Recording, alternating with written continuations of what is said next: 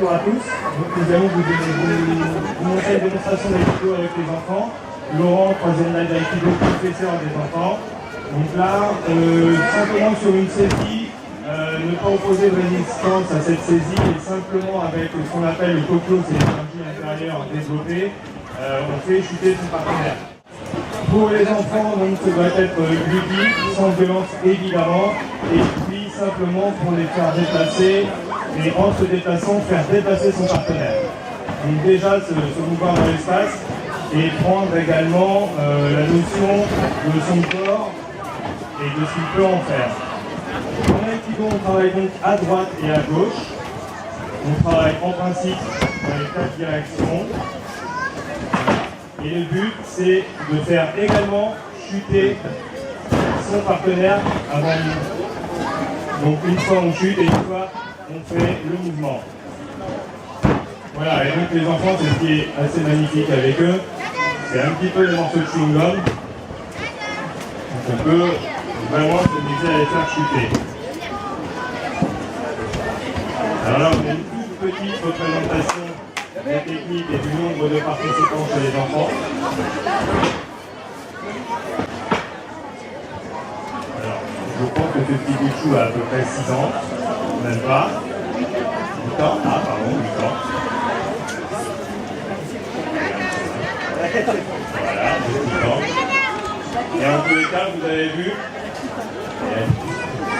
le constat de résistance, sur la mesure où vous posez une résistance immobilisée sur un bras comme ça deviendrait assez compliqué pour le bras. Plus près.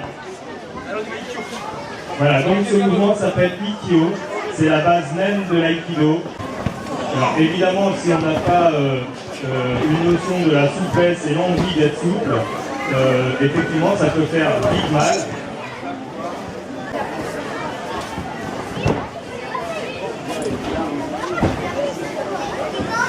Dans tout mouvement d'aïkido, vous avez deux sens. Vous avez le omote, c'est-à-dire vers l'intérieur, et le ura, qui est donc une forme vers l'extérieur. Là, pour l'instant, c'est sur une forme intérieure, donc omote. Voilà, et vous avez vu, le professeur participe également aux chutes, ce qui est très très bon pour l'humilité.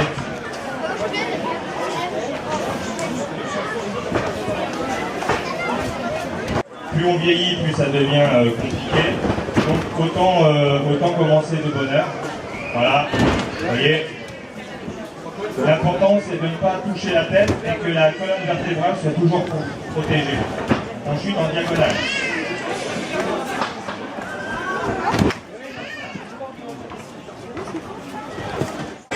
Voilà, ce qui est bien avec les enfants, c'est qu'ils sont toujours volontaires. Voilà. Jamais fatigué. En aïkido en tous les cas. Voilà. Voilà, donc ils vont passer à une notion également importante dans l'aïkido, ce sont les armes. Tous les mouvements sur des formes d'armes. Là en l'occurrence on appelle ça un jo. Un jo est un bateau de 128 cm. Là ils sont en train de réaliser un kata de 31 mouvements. 7, 8, 9. Ah oui, ça fait partie aussi des problématiques. 14, 15, 16, 17, 18, 19, 20, 21, 22, 23, 24, 25, 26, 27, 28, 29, 30, 31.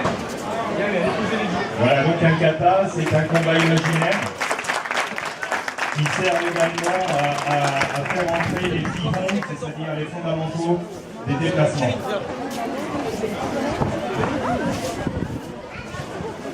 Voilà, donc Laurent a pris un autre partenaire, donc Kevin. On fait une série.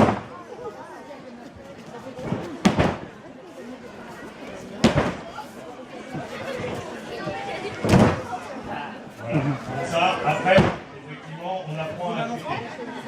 Voilà, donc on va prendre les adultes également et vous faire deux par deux sur une saisie. Rio Kata.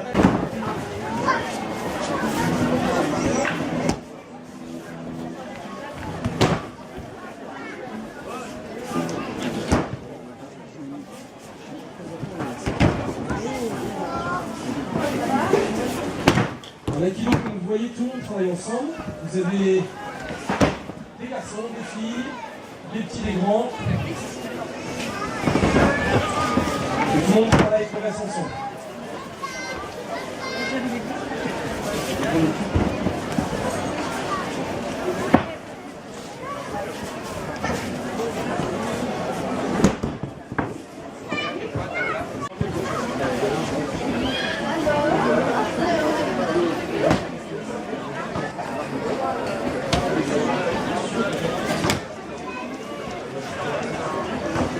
Donc en aikido, on travaille aussi à genoux. Donc c'est technique traditionnelle. Puisque dans le Japon médiéval, les samouraïs, notamment les nobles, vivaient à genoux, se déplaçaient. Donc aujourd'hui, c'est resté principalement un exercice. Développer la mobilité des hanches, la musculature des jambes.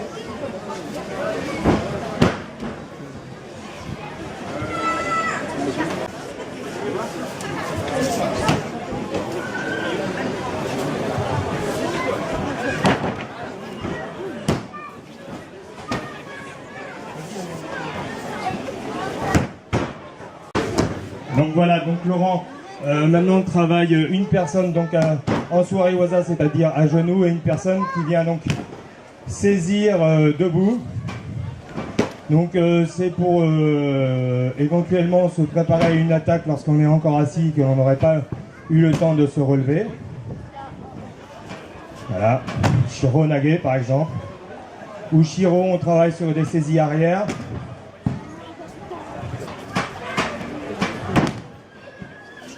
Alors tout ça, évidemment, Laurent est toujours en mobilité de façon à créer le déséquilibre chez ses partenaires.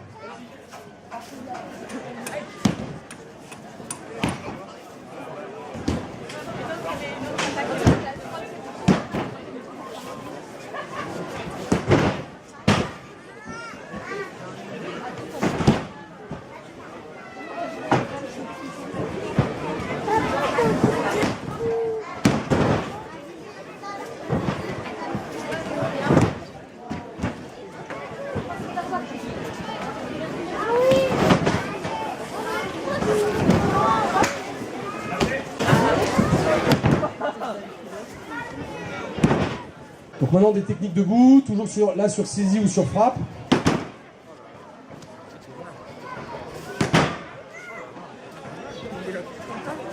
Donc vous comprenez que l'apprentissage des chutes est important pour ne pas se blesser, préserver ses articulations.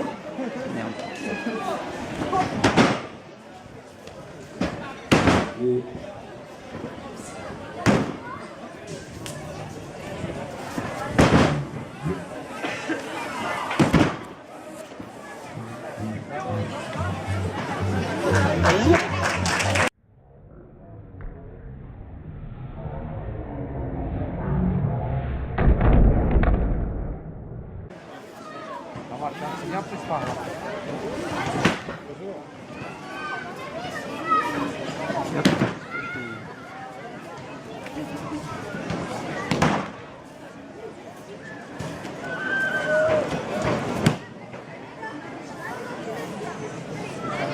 Une saisie yokomen, ou sur une attaque pardon yokomen, c'est-à-dire un coup porté sur la nuque. Voilà, le but étant d'échapper à chaque fois à l'attaque, ou par un contrôle direct, ou par une esquive.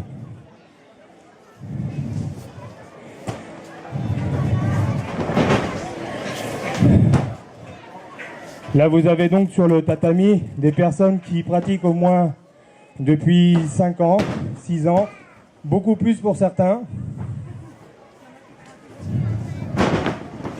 de tout âge également.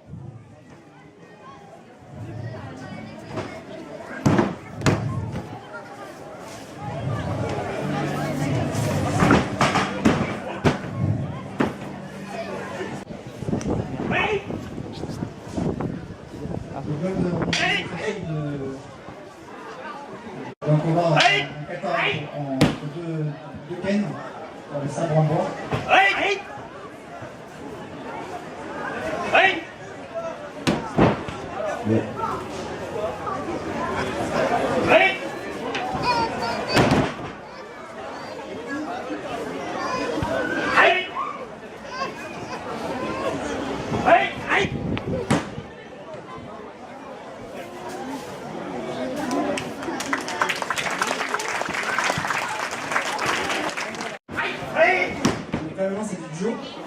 un bâton, donc une arme japonaise.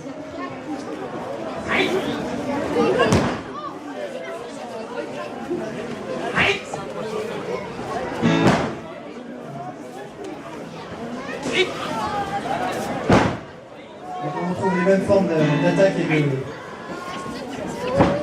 de défense qu'à l'aïkido.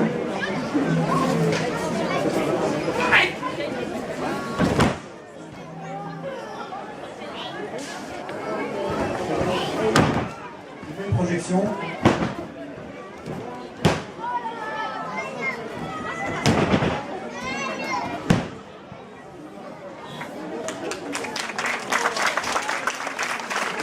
Donc c'est le tempo, donc il a l'équivalent d'un couteau.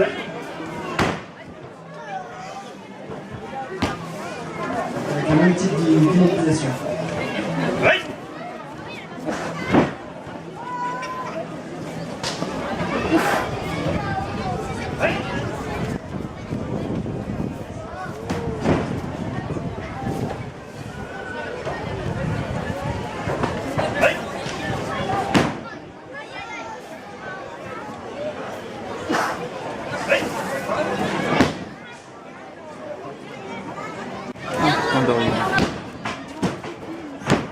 Dernier exercice.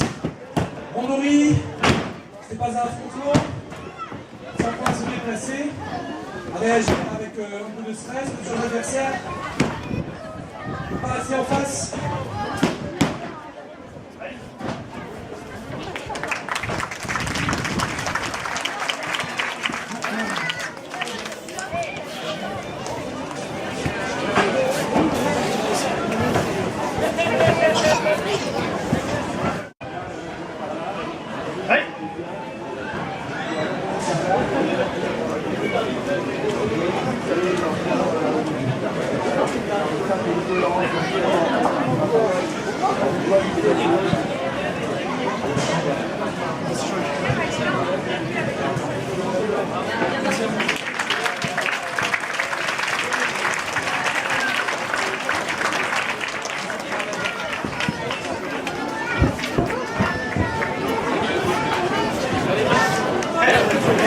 C'est pas le moment de débuter avec